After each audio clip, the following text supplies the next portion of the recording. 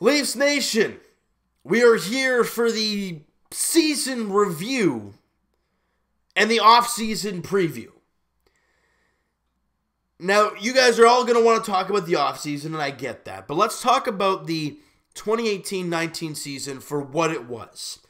It was John Tavares' first year as a Leaf, his first year back home, and he did not disappoint. John Tavares was an incredible part of this team, and he did an amazing job in the playoffs against one of the best face-off men in the league in Patrice Bergeron. However, in Game 6 and 7, he didn't do so great. But John Tavares did score 47 goals. He had 88 points in 82 games. Career highs all over the place for John Tavares. Great season for JT in his first as a Leaf. What are the other positives we take from the season? Well, Morgan Rielly put a real career high in basically everything. And he was spectacular for the Leafs all year long. Mitch Marner took just huge strides. Now, ideally, having John Tavares down the middle instead of Tyler Bozak is quite the big difference. However, Mitch Marner, like I said, put one heck of a season together. He was spectacular. Where is he here? I'm just going to find Mitch Marner here. In 94 points, 26 goals, 68 assists. I mean, he was an amazing player all year long, plus 22 while he was on the ice for the Leafs. Look, there were a lot of positives, and Matthews, when healthy, was pretty dominant. Now, William Nylander, again, contract negotiations happened and all that crazy stuff happened there early in the year. Contract did get done, but Willie really never found his stride. Now, if Leaf fans want to take positives out of anything, it's that in the World Championship right now, William Nylander is tearing it apart. He's got 8 points in 3 games or whatnot. He's putting a really, really good World Championship together. I mean, you want to take you got to take positives from something, right? And to see him dominating the way he is and the way that Sweden is early on, that's great to see for the Leaf fans, right? Because you know what Austin Matthews is going to bring for the team. You know what John Tavares is going to do. You know what Mitch Marner is going to do on a night-to-night basis. But a guy like William Nylander has to be that extra guy. He's got to be another weapon in the arsenal for the Leafs. Because they need it. And you saw it come playoff time.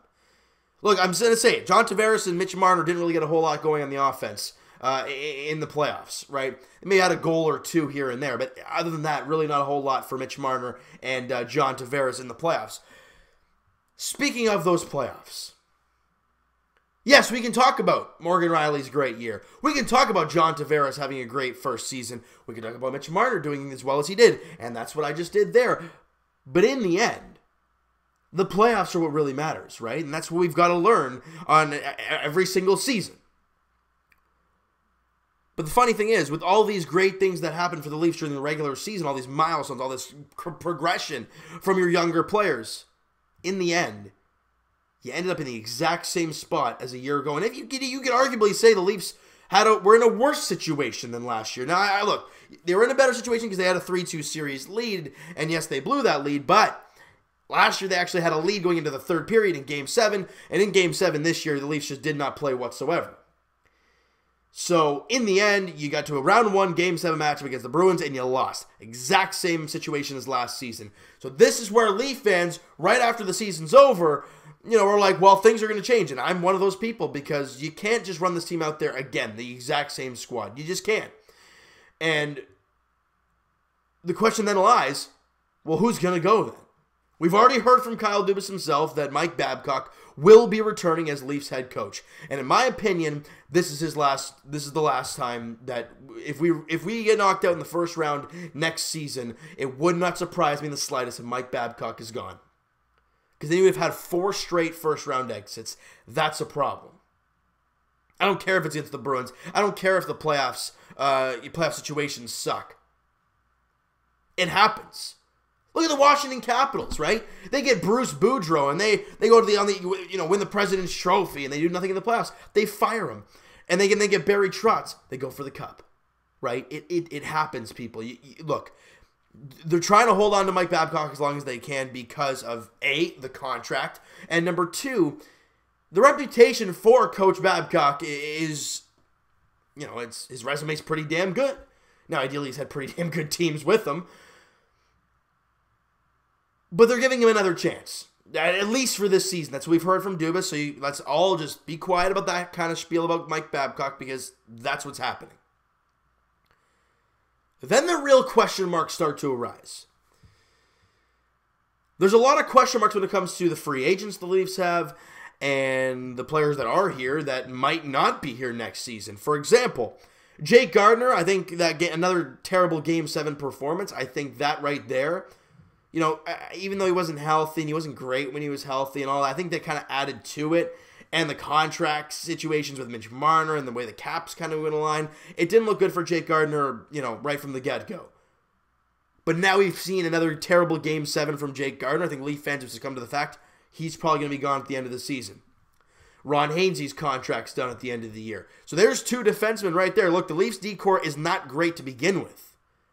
You take out Jake Gardiner. You take out Ron Hainsey. Now, they could bring back Ron Hainsey on a one-year deal or whatnot. But, again, if they do that, I don't want him playing on the top line minutes with Riley and play 25 minutes a night. He won't play 25, but even 20 minutes a night, I don't want to see Ron Hainsey. I want to see him play third pair, give him, 12, 15 minutes, make him kill the penalties as well.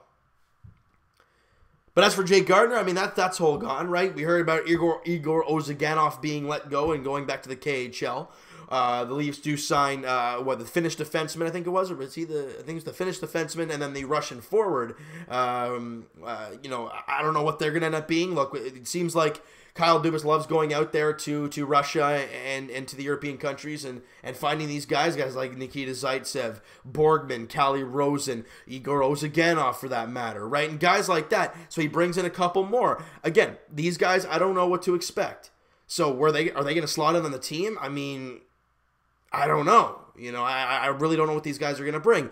So you're running into problems like, well, is Rasmus Sandin ready? I mean, he's had a very good playoff run for the Toronto Marlies. Liljegren hasn't really taken shape as of yet. I mean, look, he's still young, so I guess we got to, you know, keep that in our mind that he's still very young, but he's not NHL ready. So other than those two young players in the minors, who do you have to play defense? And I'm not talking Martin Marincin. And I'm not talking Vincent Laverde. This Leaf team has to look better on the back end next year. You know you're going to have Jake Muzzin. You know you're going to have Morgan Riley. At least for right now, you know you're going to have Zaitsev. But again, he might be a guy that's moved before the draft. He might be moved before training camp. I don't know. Because that contract, we heard earlier in the season, I think it was like John Shannon or someone said he would be surprised if Zaitsev is a Leaf by July 1st. Now, Zaitsev did play half decent in the playoffs, but is that really going to save him a spot on the Toronto Maple Leafs? I don't know. You know, Travis Dermott's going to be here. Problem, he had surgery. He's going to be out at least to start the year. Same with Zach Hyman as well. I don't know, I think Dermott's was very serious, so he's done till November, I think it is, or something like that.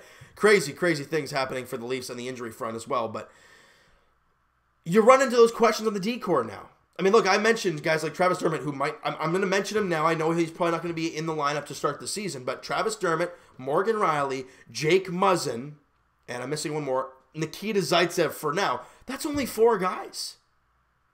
That's if you don't bring back Hainsey or Gardiner, which I don't see that happening. You know, are you willing to give Justin Hall full-time minutes? Are you willing to give Rasmus Sandin that time? I mean, he's done great in the HL this year, but are you willing to give him that? Here, have at it, kid. You got the spot. Run with it. I don't know. Now, people love to look at free agent classes now after, you know, I just mentioned who's going to be gone for the Leafs and what the D-core looks like as of right now. This is the defense. I mean, the defense, when it comes to free agents, is not very deep. Yes, you have the big guys of Erik Karlsson and Tyler Myers. But then after that, you have Alex Edler, Mark Mathot, Nicholas Kronwall, Anton Strawman, then Jake Gardiner, Braden Coburn, Michael Del Zotto, Ron Hainsey, Carl Gunnarsson, Adam McQuaid, and then it just goes down and down and down. So if you're the Leafs, what do? Do you look trade market maybe? Because the Leafs do have a lot of young forwards coming up. Speaking of those young forwards, I think a guy like Tyler Ennis is going to be gone just because he's on a one-year deal, and the Leafs have a lot of young players coming up. Guys like Trevor Moore, I think, is going to get a full-time position. I think a guy like Nick Patan might get a good look next year. I think a guy like Jeremy Bracco, who's putting a stupidly good season together, including the playoffs for the Marlies, he might be earning a spot. But with those 3 guys that I just mentioned, Only Trevor Moore was the regular. So 2 other guys have to come out of the lineup. Well, Nazem Kadri getting suspended both times, like this year's playoffs and last year's playoffs. Where's the future lie for him? It's great that he plays an 82-game schedule for the Leafs, even depending on injuries and whatnot. And yeah, he plays a game or 2 of the playoffs. But then he gets suspended. I mean, really? You don't play, as you hear all over the place, you don't play for October, you play for April, May, and June. That's what you play for. The fact that Kadri's getting suspended in those big games and not using his head. And we hear, well, I'm not going to do it again. Yeah, well, I mean, do we know this for sure? What about in the moment? The guy makes you angry. What are you going to do? Are you going to think, I said I wouldn't do it again. All right, I'm not going to do it. No, in the moment, you're going to react. So can we trust Kadri that way? Can Kyle Dubas trust Nazem Kadri? What about Patrick Marleau? He's going into the final year of his $6 million contract that he's on. I mean, ideally, what about William Nylander? I don't think he's going to be moved at any point, but at this point, really, the sky's the limit. Who the heck knows what's going to happen with this Leaf team come free agency? I don't know what the Leafs are going to be doing this offseason. I know they have a lot of great young forwards, so if they wanted to move a guy like Patrick Marleau or a guy like Nazem Kadri for some back-end help, it wouldn't surprise me. It would not surprise me if they say, here, Kadri, we're going to trade Nazem Kadri. Hey, Jeremy Bracco, come on, buddy. Here's your spot. And they acquire a half-decent defenseman for Nazem Kadri. I don't know. I don't know what's going to happen. There's all kinds of question marks going into next year. The one thing we do know for sure, John Tavares, Morgan Rielly, Austin Matthews, Mitch Marner, Zach Hyman, those are the guys, at least I know off the top of my head. I probably missed one of them or something. One big name. People are going to be like, oh, what the heck, you didn't mention this guy. Well, I apologize, but I'm just going off the top of my head. Those are the guys that I think are just like, yeah, they're on the team, all right? So you know that for sure. And then you run into things like, what about Johnsson and Kapanen? Both guys are RFAs. Both guys need contracts. Oh, yeah, and so does Mitch Marner. So what are they going to do? You want defense help. That's great. But you only have a certain amount of cap. So are you going to move a guy like Nazem Kadri? It's only $4.5 million. Put in a guy like Jeremy Bracco, who's basically making the bare minimum. You trade a guy like Patrick Marleau. If you get that contract off the books, that's $6 million. You can do something pretty good with that. But again, that money is probably going to go to Mitch Marner, and if they decide to keep Johnsson and Kapanen, it's going to go to those guys too. So, guys, look, there's all kinds of questions going into the offseason for the Toronto Maple Leafs. I think the first concern, well, not really concern, the first thing that needs to get done is get Mitch Marner signed before July 1st. The reason being is because you want him locked up before anybody can even think about giving him an offer sheet. Now, I know the offer sheet's stupid, and if a team does offer sheet him and he goes to that team, the Leafs do get 4 first-round picks or some stupid number like that. I get that. I get that, 4 first-round picks pretty damn good, right? But Mitch Marner's pretty damn good, too. Kyle Dubas is going to lock him up. I'm just hoping it's sooner rather than later, because if you can lock up, Mitch Marner, then your focus turns to guys like Johnsson and Kapanen. Then you test them to see, okay, well, what do they want really? And if they're out of the price range, then you look to move them. Really, that's what the Leafs are probably going to end up doing. There's lots, I say it over and over again, guys, but it's the damn truth. There are so many question marks going into this offseason for the Leafs. Will Kadri be around? Will Marleau be around? Will Jake Gardiner be back? Probably not. Will Ron Hainsey be back? What the heck's the backup goalie situation? Is Garrett Sparks going to be the goalie next year? Yeah, they re-signed him to that 1-year deal. But you saw the way they ended the year with Garrett Sparks by bringing up Michael Hutchison for the playoffs. Ideally, then he went on, I think it was paternity leave or maternity leave or whatnot. So that happened, right? But nonetheless, I don't know how they feel about Garrett Sparks. Yes, they re-signed him to that 1-year deal, but I think that was just a precautionary thing. Would not surprise me if they try and trade the guy for a 4th-round pick or whatnot. And damn well bring me some Curtis McElhinney back, please.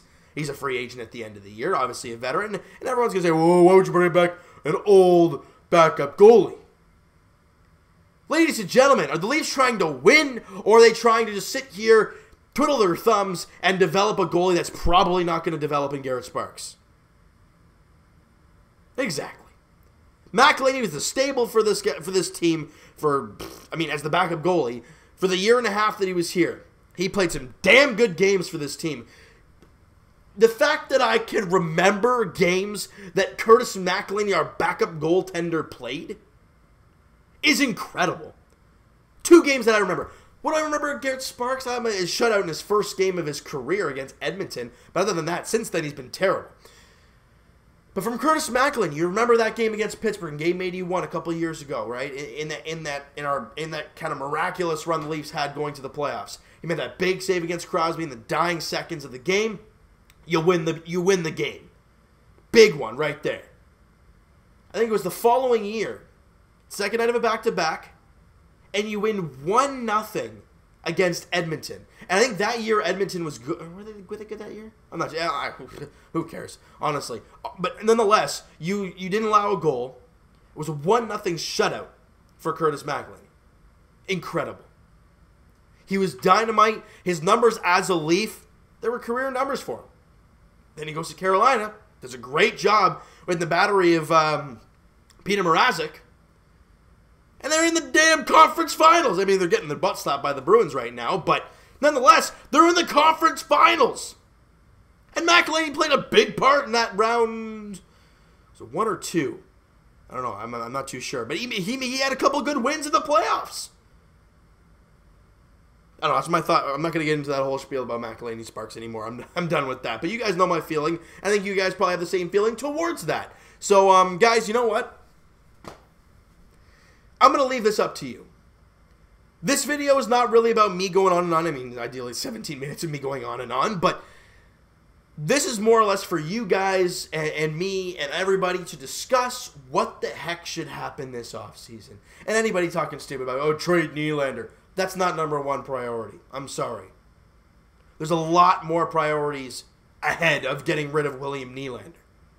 Realistic reasons, guys. That's what we want to talk about in the comments, all right? If you're talking about letting Jake Gardiner go in, moving a guy like Patrick Marleau, and bringing in this certain player on this certain cap, go at it, guys. And if you guys have a certain trade that you have in mind, go ahead.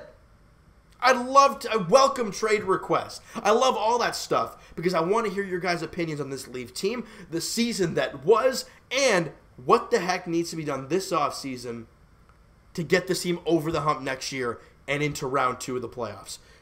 You're probably going to be facing Boston unless Montreal makes some crazy run and they make the playoffs, and that means either Tampa, Boston, or us will be out unless they'll be in a wild card spot. So, as much as, Montreal is around and all that, let's assume that we're playing Boston again next year. How do you beat the Bruins? If the Leafs, the Leafs remind me of the Washington Capitals, okay? And that's the last thing I'm going to say here before I wrap it up. The Washington Capitals had horrendous Achilles heels. The New York Rangers was one, and the Pittsburgh Penguins was the other one. Now, the Rangers have fallen off, so they've gone out of the playoffs, so they don't have to worry about them anymore. But the Penguins are always in the playoffs, and they always, the Washington Capitals always basically worry about the Pittsburgh Penguins. But you go to last year, not this year's playoffs, last year's playoffs, they beat the Pittsburgh Penguins. And what happened? They won the Cup. I'm not saying if the Leafs beat the Bruins next year in round 1 of the playoffs, they're going to go on and win the Stanley Cup. Not saying that. But you exercise that first demon, the one that's been haunting you for years and years and years, and then you just get comfortable. And then you start flowing, and then you start feeling good. That's what the Washington Capitals did last year. I'm not saying the Leafs can do it this year. I mean, look, Kyle Dubas, he knows what has to get done. He has a plan. He knows what this team needs. So let's just sit back. We can talk about what we think should happen, what we want to happen, but it's all up to Kyle Dubas in the end. All right, so you know what, guys? That is going to do it for this one. You guys enjoyed this video, and you guys enjoyed this season as a whole and not the ending to the year. Smack that like button to appreciate that. Hit the subscribe button if you guys have not already. Comment down below your thoughts on this video. What are your thoughts? Again, everything, guys. Trade possibilities. Who do you think is going to be back? Who do you think is not going to be back? Also, What do you think should be done with the whole Jeremy Bracco, Rasmus Sandin, guys like Trevor Moore and Nick Patan? What do you think should happen there? Get backup goalie situation, all that stuff. Any free agents you like? Do you think the Leafs should bring in on a certain contract? Let me know everything you guys feel about this Leafs team going into the offseason and what you think they should do. All right? Heading into 2019-2020 season. All right? So it's going to be a crazy, crazy offseason. Obviously, since the Stanley Cup playoffs are still going on, nothing can be done as of yet. But it's coming, Leaf fans. I don't know what the heck to expect, but it's going to be a roller coaster ride. And let's see what Kyle Dubas has up his sleeve. All right? So, guys, Evan and I will talk to you guys podcast edition. It'll be Thursday afternoon. Link is in the description for the podcast channel and for the podcast itself on iTunes, guys. Twitter is also down below. Follow up, send me a DM. Do all that great stuff, and I will talk to you guys Raptors edition. I would say round 3 preview, but I'm not going to say that. It's going to be Eastern Conference Finals preview, all right, between the Milwaukee Bucks and the Toronto Raptors. That preview video will be uploaded tomorrow, guys. All right, so the heads up right there. That'll be uploaded tomorrow as the Raptors kick off their Game 1, series against the Milwaukee Bucks on Wednesday at 8:30 in Milwaukee. I'm not going to say anything about it. I'm going to let that video do the talking there tomorrow, late afternoon, early evening, all right? So as for the Blue Jays, they are in San Francisco taking on the Giants. Kevin Pillar and the San Francisco Giants. They're tomorrow night, 9:45 first pitch there in San Francisco. Tyler Beede on the mound for the San Francisco Giants, and on the mound for the Blue Jays, I'm pretty sure it's Trent Thornton. I'm just going to look right here before I keep going. It is Trent Thornton. Oh, pitching change. Nick Vincent's going to be starting for the San Francisco Giants in that game, and Trent Thornton on the mound for the Blue Jays. 9:45 first pitch there in San Fran. The Blue Jays have lost won two of their last 12 games. They've been awful. They look to get back in the win column, though, tomorrow night. All right, so thank you guys so much for listening and watching. I hope you guys enjoyed this video, and I hope you guys are ready for some crazy off seasons. Thank you guys so much for listening and watching. We'll talk to you guys then.